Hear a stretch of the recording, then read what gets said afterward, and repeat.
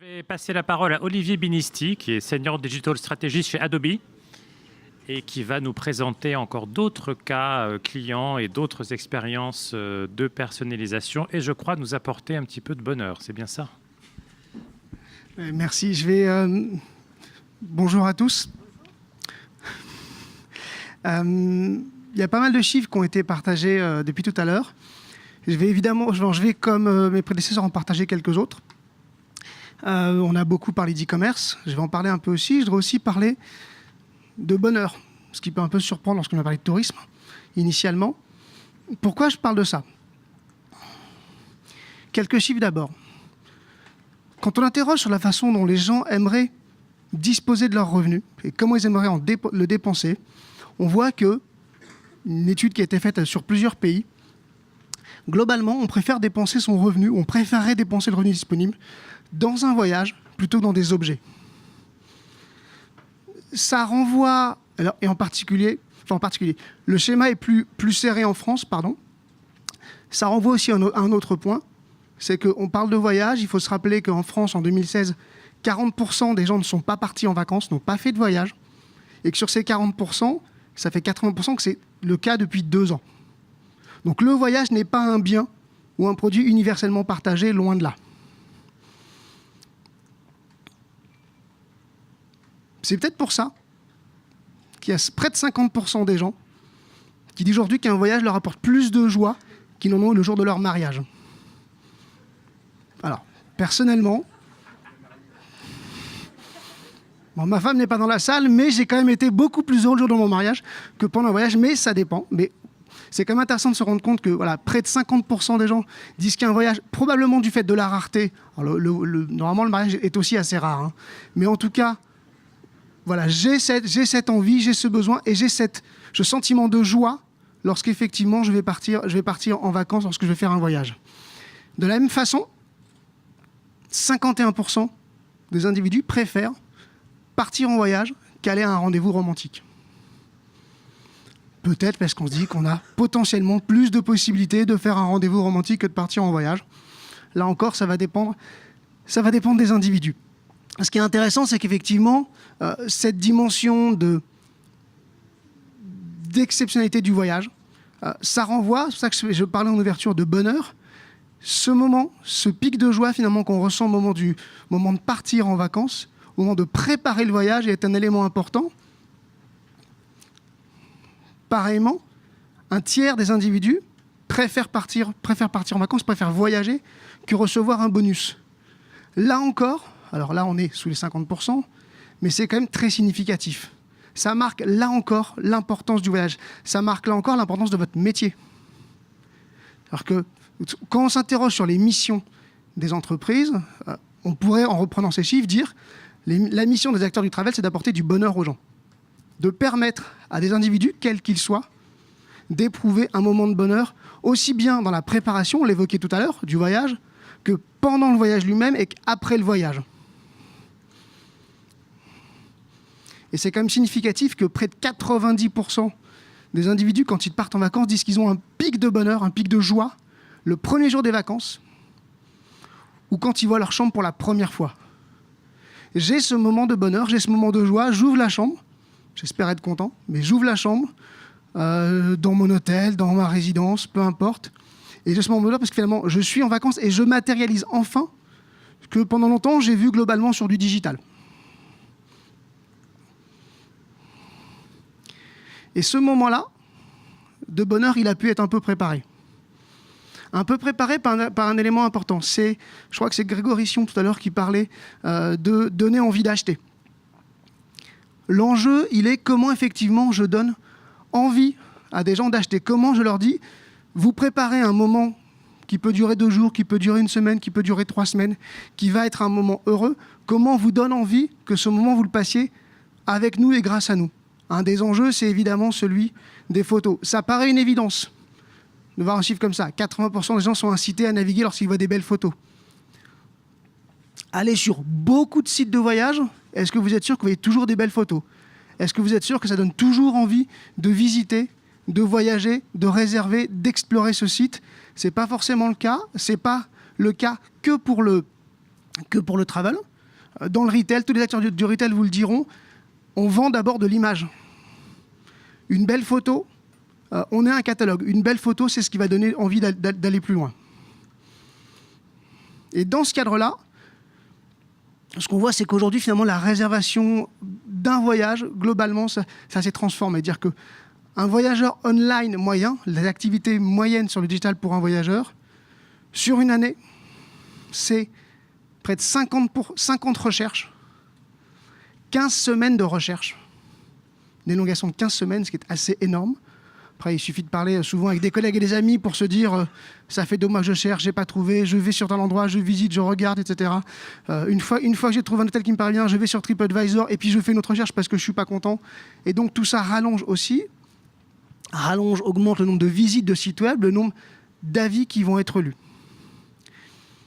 Ce qui ressort à travers tous ces éléments, et ce sur quoi on insiste beaucoup auprès de nos clients chez Adobe, c'est qu'en fait, dans le cycle de vie d'engagement d'un voyageur, vous avez toute une série d'étapes où l'engagement va être plus ou moins fort.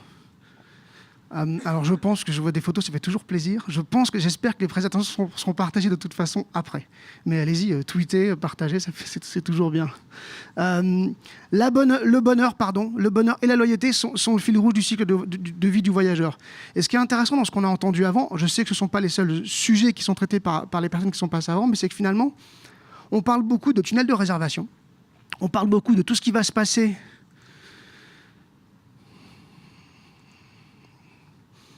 avant le voyage, cette phase de joie, de bonheur, de moment où je vais construire finalement mon voyage, on ne parle pas forcément de ce qui se passe après. Aussi bien du moment du voyage lui-même, de l'expérience en tant que telle du voyage, que de la phase d'après, qui est une phase extrêmement forte d'engagement, potentiellement pour les marques, pour continuer à engager, pour partager, pour faire vivre et revivre le voyage, et pour amener vers du réachat. Et ce qu'on voit qu'en fait, c'est qu'aujourd'hui, finalement, l'opportunité pour les acteurs du tourisme, elle est sur tout ce cycle de vie. Même si, comme je le disais, c'est généralement la première partie de ce cycle qui est utilisée, qui est engagée. Et on voit qu'il y a un vrai gap aujourd'hui en termes d'investissement. Il y a un fossé d'harmonisation entre l'expérience et l'investissement. L'investissement est massivement fait sur la première partie, et même finalement la dimension d'expérience aujourd'hui, et alors pas pour tout le monde évidemment, il y en a tous des bonnes expériences en la matière, mais même la dimension d'expérience aujourd'hui est un peu occultée, un peu oubliée. Ce pic de bonheur que j'évoquais juste avant peut être un moment sur lequel vous, acteurs du tourisme, vous avez un rôle à jouer avec vos clients, avec les voyageurs, avec les vacanciers. Et ça veut dire que finalement, il faut arriver à travers toute une série d'actions que je vais présenter à travers quelques cas juste là, à permettre finalement aux marques que vous êtes à engager avec les vacanciers, donc aussi bien cette phase amont que cette phase aval que j'ai évoquée, faire vivre l'expérience, la partager et s'appuyer sur les vacanciers, les voyageurs, pour qu'eux-mêmes finalement deviennent des ambassadeurs de vos marques et des ambassadeurs de vos voyages. Donc je voudrais partager quelques cas clients qui sont des clients Adobe avec à chaque fois des usages, des enjeux un peu différents. Premier cas qui était Lufthansa Eurowings. Leur enjeu était finalement assez, j'allais dire, simple, évident. C'est quelque chose qui a été évoqué juste avant, c'est de dire que finalement, chaque moment d'interaction doit être un moment potentiel sur lequel on va proposer à un voyageur de commencer sa réservation. Et l'idée, c'est de passer finalement d'un silo qui était un silo de contenu, avec des équipes qui ne se parlaient pas, marketing d'un côté, IT de l'autre, en disant c'est une transformation qu'on va avoir pour que nos équipes travaillent ensemble. Premier point, qui a été mis en place relativement facilement pour eux. Et deuxième partie, on passe à une vision d'expérience de marque. Chaque espace de mon site web comme mobile, chaque espace de mon application doit être un moment où je vais pouvoir comprendre ce qu'a fait le visiteur avant, comprendre ce qui l'intéresse, lui partager des contenus, lui partager des services et lui permettre d'engager, donc lui permettre de réserver. Chaque moment doit être un point d'engagement du tunnel de réservation. Et donc, ça veut dire qu'il y a une intégration parfaite entre le CMS, l'outil qui permet de gérer le site ou les apps, et le système de réservation. Ça veut dire aussi qu'il y a une alimentation en permanence des équipes par l'outil d'analytics pour pouvoir en continu, en permanence, avoir une information sur qui sont mes visiteurs, qu'est-ce qui les intéresse, par où ils passent, quel type de parcours ils entrent et quels sont les voyages qui vont les intéresser pour pouvoir proposer des vols, mais aussi des services similaires. C'est ce que disait, désolé, j'ai oublié le nom, la personne de eDreams juste avant, où finalement, on veut à tout moment pouvoir personnaliser la relation, et même si c'est des petites modifications, ces petites modifications permettent de mieux convertir, de mieux engager. Donc finalement, vous voyez qu'on fait le lien entre un moment, une vision bonheur, et puis quand même de la conversion et du e-commerce à un moment donné. Deuxième cas intéressant, client américain, Motel 6, où là, j'ai évoqué un peu ça sur Lufthansa juste avant, eux, c'est une vraie transformation culturelle. Ils étaient, ça arrive, peut-être chez certains d'entre vous encore, marketing d'un côté, IT de l'autre, une tranchée entre les deux, et puis on ne se parle pas. Là, l'enjeu, c'était de se dire, il faut qu'on on nous parle de mobile first, et effectivement, c'est plus ce qu'on devrait faire, c'est ce qu'on doit faire. Aujourd'hui, c'est le fait. Nos consommateurs, nos clients sont d'abord mobiles. Mais nos produits, ils sont liés à la mobilité aussi. C'est-à-dire qu'en fait, je crois que c'est 60-70%, j'ai un doute sur les chiffres, de leurs clients réservent quand ils sont près d'un motel. C'est pas quelque chose que je vais programmer. J'arrive, je suis dans une ville, il me faut un lieu pour dormir. Donc finalement, je prends mon téléphone et je cherche à trouver quel est le motel le plus proche de chez moi pour pouvoir le réserver. Là, l'enjeu pour eux, ça a été un enjeu de transformation culturelle interne. Comment je fais travailler ensemble mes équipes marketing et mes équipes IT. Comment je les fais travailler ensemble en méthode agile. Donc vraiment, on travaille sur des sprints, on travaille sur des façons de travailler beaucoup plus rapides, sur des innovations, sur des améliorations en continu, en gardant à l'esprit que l'enjeu, c'est le client. Derrière, ça veut dire, j'innove en continu en disant, j'ai une approche potentiellement différente pour mon site mobile et pour mon site desktop, j'ai une approche différente pour mon application, je vais à chaque fois comprendre les parcours spécifiques de ces clients en fonction aussi des régions pour pouvoir pousser des offres, pour pouvoir pousser des prix, pour pouvoir pousser des motels particuliers et donc améliorer la conversion, optimiser la conversion en mettant ensuite en parallèle toute une partie de services qui vont aider là encore à la conversion, typiquement automatiser le call to book. Voilà, je trouve un hôtel, je vois que la personne regarde, hésite, je lui propose automatiquement d'être appelé ou d'appeler pour pouvoir accélérer le processus de conversion. Troisième cas, tout à l'heure, il était question de beaucoup de tests finalement. Travelocity, qui est un cas intéressant, client à nous aussi intéressant sur ce sujet-là, où leur enjeu, c'est évidemment de mieux convertir, c'est aussi d'arriver à faire plus de cross-sell, à vendre plus de bundles. Pour ce faire, ils sont appuyés sur une double approche, qui est de dire, il faut qu'on fasse du test en continu, du test en permanence pour comprendre quelles sont les offres qui vont les mieux ensemble, quelles sont les propositions de valeur, les propositions de services, hôtel plus réservation de voiture, hôtel plus services complémentaires, etc., qui vont le mieux convertir. Ça veut dire être capable de créer des segments au sein de mon audience, de tester sur ces segments les offres qui vont le mieux marcher de manière automatique. On a parlé en préambule de machine learning. On est vraiment là sur de l'algorithme qui va tester les offres qui vont être les plus efficaces pour finalement, identifier comme je le disais, les bundles ou les offres en termes de cross-sell qui vont être les plus pertinentes, mais aussi pour permettre de mesurer d'optimiser les dépenses marketing. Sur quel canal faut-il que j'investisse? De quelle manière? Comment dois-je allouer mes ressources médias ou marketing pour optimiser la conversion, pour optimiser l'achat, pour aussi mieux comprendre mes clients, pour aussi mieux comprendre ce qu'ils veulent, mieux comprendre ce qu'ils recherchent et à chaque fois leur pousser des offres pertinentes.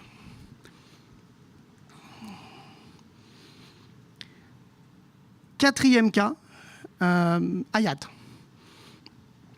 Alors, Hayat, c'est extrêmement intéressant parce qu'Hayat, par rapport à ce que tout à l'heure sur le fait, de dire on navigue, l'image est importante, Hayat, leur enjeu, c'était de se dire, je veux, comme tout le monde, comprendre mes clients, comprendre leurs usages, comprendre ce qui les intéresse. Ce qui fait la différence, c'est l'image finalement. Je veux vendre une image de luxe, je veux vendre une image haut de gamme, il faut que j'ai des images qui soient à ce niveau-là, il faut que j'ai des images qui engagent de la même façon. quel que soit le device, quel que soit le moment de consultation, quel que soit le moment d'interaction. Donc ça veut dire, là encore, comprendre les parcours, comprendre les segments, pouvoir faire du test en continu. Ça veut dire aussi un lien entre les équipes de design, les équipes de création des contenus, les équipes qui font les photos, et les équipes marketing qui vont diffuser ces contenus. Ça veut dire la capacité, là encore, à suivre la performance des contenus. Il ne s'agit pas juste de mettre des images pour mettre des images, c'est comment ces 70 000 images qui traitent et qui gèrent pour l'ensemble de leur site, je crois qu'il y a 600 hôtels à travers le monde, dans 50 pays. Comment ces images, en fait, je peux en mesurer la performance. Est-ce que mettre l'image X plutôt que l'image Y, ça convertit mieux? Est-ce qu'il y a un ordre dans la présentation des images qui va améliorer la conversion? Est-ce qu'il y a des ordres différents selon certains types d'hôtels, selon certains types de géographie, selon certains types de voyageurs qui vont aider à mieux convertir et à être plus efficaces? Et là encore, l'enjeu, c'est vraiment un enjeu d'expérience. Comment j'arrive, quel que soit le moment du parcours, à pousser une information contextualisée, à pousser une image adaptée, à faire aussi des économies. C'est-à-dire qu'en fait, on mesure, on identifie de manière automatique le device de consultation. Et donc, je vais pousser une image adaptée à un smartphone ou une image adaptée à un écran, donc avec une haute résolution, de manière spécifique, de manière automatique, ce qui fait aussi tout simplement que j'occupe moins de bande passante. Pour eux, il y avait un enjeu de coût par rapport à ça qui est loin d'être négligeable.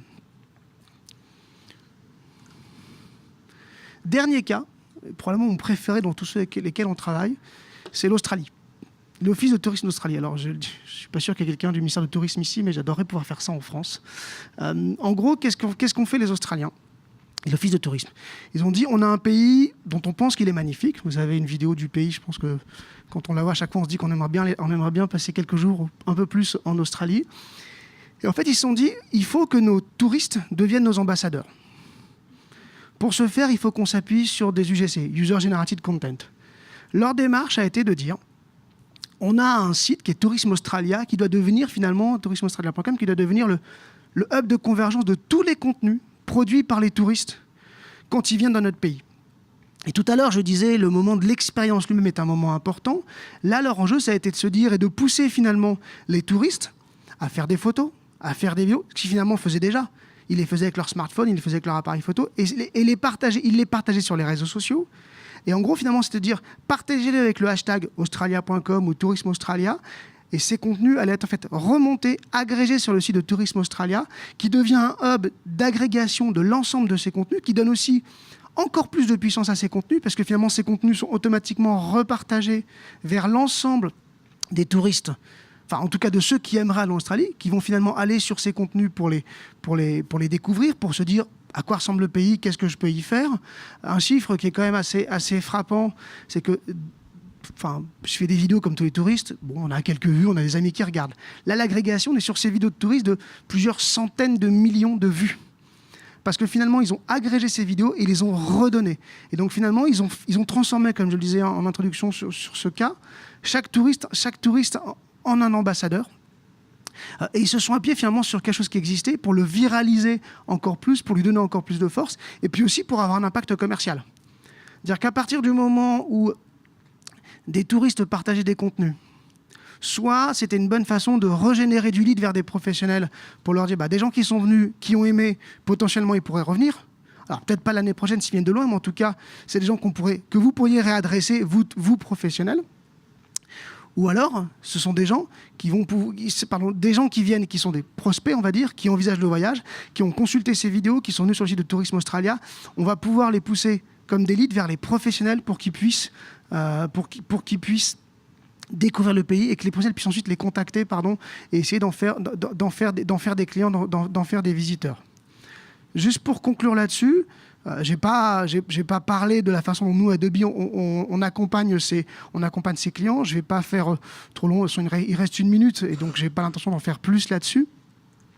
Aujourd'hui, en fait, tous ces clients s'appuient sur une plateforme qu'on appelle Adobe Experience Cloud, qui est une suite de solutions. Je ne rentrerai pas dans le détail, ce n'est pas l'objet de cette conférence, et si ça vous intéresse, on sera juste à droite, on pourra en parler. Mais c'est les outils créatifs que souvent vous connaissez, Photoshop, Illustrator, etc., qui permettent de créer des contenus. C'est des outils qui permettent de gérer, d'optimiser l'achat média, donc toute la chaîne de l'advertising. de gérer la dimension d'analytics, et d'ailleurs merci à Google, qui est quand même un concurrent, de nous accueillir ici. Outils d'analytics et de DMP, outils de gestion de l'expérience, qu'on appelle la partie marketing, gestion de campagne, CMS, personnalisation, etc. Et puis enfin, toute la dernière partie qui est plus les outils de collaboration, la gestion des documents et de la signature électronique. Donc voilà, tous ces éléments-là, en fait, sont utilisés de manière complète ou partielle par nos clients pour produire ce que je vous ai montré là. Et pour dans certains cas, aller aussi beaucoup plus loin. Et on peut en reparler ensuite si vous le désirez. Je vous remercie.